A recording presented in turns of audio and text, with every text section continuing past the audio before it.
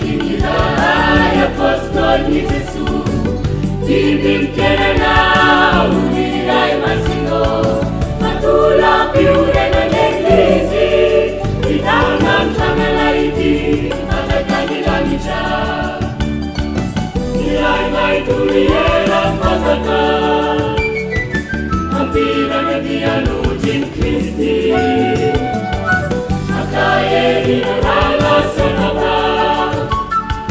Niunang nifinunang Kristi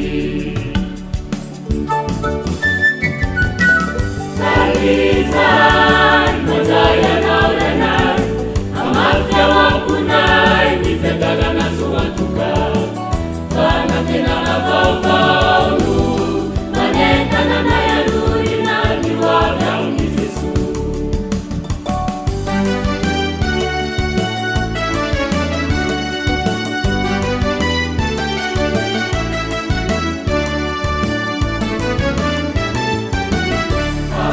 Apostoli simala sa sacha Nivo kamite kivazantani Manatu niravene zurubala Ni harusi ni ai nikansha Mazultana na bisuka chanifu Mazaka miliketiululumana Mapira ilulu nafta ni Jesu Mafia kananasi panapena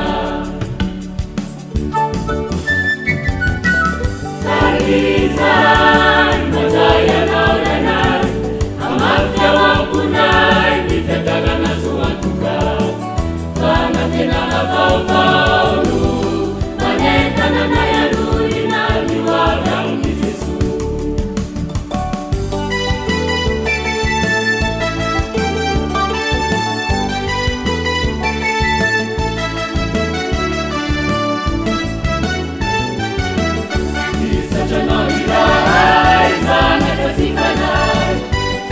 Tiadina,